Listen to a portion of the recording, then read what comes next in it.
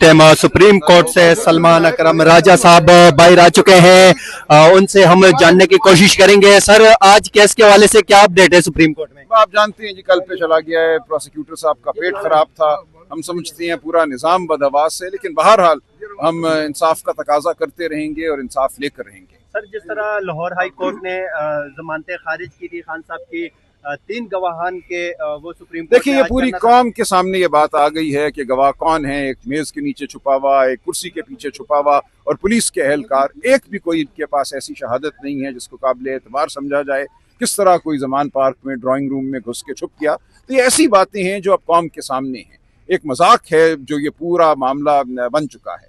तो हम उम्मीद रखते हैं, उम्मीद तो मैं नहीं किया करता, लेकिन बहरहाल हम समझते हैं कि यहाँ इंसाफ होना चाहिए और इंशाल्लाह इंसाफ होगा। शुक्रिया। जिस तरह 11 मई को इमरान खान साहब ने सुप्रीम कोर्ट में 9 मई के मजम्मत भी की थी और उन्होंने ये कहा था कि मुझे इसके बारे में कोई इल्म नहीं है, तो क्या कहेंगे इस हवाले से? उनको माफी मांगनी चाहिए फिर? नहीं, कोई माफी उनको नहीं मांगनी चाहिए। उनका ये तकाजा है कि आप एक तहकीकाती कमीशन बनाएं, जो तहकीकाती कमीशन तमाम वाकयात हमारे सामने रखे। ये तो कोई गवाही नहीं है जिससे कुछ भी साबित होता हो कि 2 पुलिस वाले मेज के नीचे और कुर्सी के पीछे छुपे हुए। उनकी बुनियाद पर ये पूरा मुकदमा कायम है।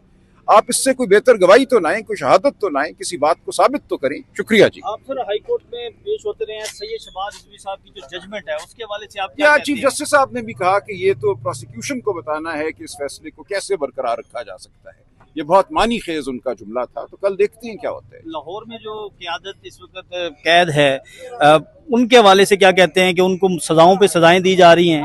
देखिए, ये एक मुश्किल मरहला है, लेकिन कौमों की ज़िंदगी में ये मरहला आता है। हमें इसको सहना है। हमने बहरहाल खड़े रहना है। हमने अदालतों का रुख भी करना है, अवाम का रुख भी करना है। कोई घबराने की बात नहीं। आप मज़ाहमत की अलामत रहे हैं, कल हैदर मजीद से मिले हैं, क्या उसका हौसला था? ज़बरदस्त उसका हौसला था। और उसने बाकी जो हमारे असीरान हैं जिनको फौजी सो कॉल्ड अदालतों से सजाएं हुई हैं, उन सब का हौसला बहुत ज़बरदस्त है। वो पुरअज़म हैं, गैर मुतज़लज़ल हैं। तो यही हमारे लिए मैं समझता हूँ एक कुव्वत है जिसकी बुनियाद पर हम खड़े हैं और हम आगे बढ़ते रहेंगे। एजाज चौधरी साहब की हालत बहुत तशवीशनाक बताई जा रही है, तो इस जी बड़ा अफसोस है। उनके साथ सरासर ज्यादती हुई है। उनको जो सजाएं दी गई हैं वो नाहक हैं। उनको सही तिब्बी इमदाद भी नहीं दी गई। हम उनके लिए दुआगो हैं। मैं इंशाल्लाह लाहौर जा रहा हूँ, मैं कोशिश करूंगा उनसे मिलने। सर, आप सीनियर कानूनदान हैं, एक बड़ा अहम नुक्ता है, कानूनी नुक्ता, कि जिन लोगों को सजाएं हुई, जिन्होंने सरेंडर नहीं किया, तो क्या उनकी अपीलें या उनकी सस्पेंशन जो है वो सुनी जा सकती है, या इसके हवाले से? कानूनी नुक्ता है, इस पे 2 आरा हैं, इस पे मामला चल रहा है। कानून की जो भी सूरत हाल है वो सामने आ जाएगी।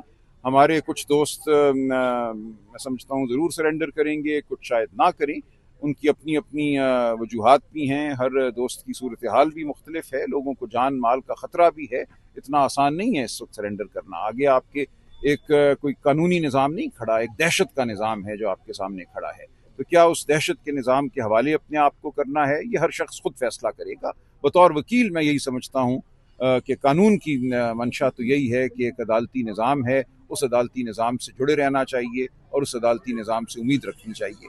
तो मैं तो किसी को नहीं कहता कि वो सरेंडर ना करे, लेकिन लोग अपने फैसले खुद करेंगे। इस वक्त बड़ा हॉट टॉपिक है, आपने इसके ऊपर बात की होगी, हम नहीं कर सके। जो माफी की बात की जा रही है, कॉलम लिखवाए जा रहे हैं, पूरा बयानिया नहीं, ये कोई हॉट नहीं, ये पुरानी बात है। ये कई दफा पहले हो चुकी है। हमारी पोजीशन यही है कि 9 मई के हवाले से जो गवाही और शहादत अब आप सामने लाए हैं 2 सालों के बाद, वो यही है ना कि 2 सिपाही, एक कहते हैं मैं चक्री में कुर्सी के पीछे छुपा हुआ था, एक कहते हैं मैं जमान पार्क में मेज के नीचे छुपा हुआ था। ये कुल गवाही है आपके पास 9 मई की साजिश के हवाले से। और इस गवाही की बुनियाद पे आप कोई समझता है कि इमरान खान माफ़ी मांगेंगे? इमरान खान साहब का शुरू दिन से यह तकाजा है कि शफाफ तहकीकात कराई जाएं। कोई साजिश उस दिन नहीं हुई।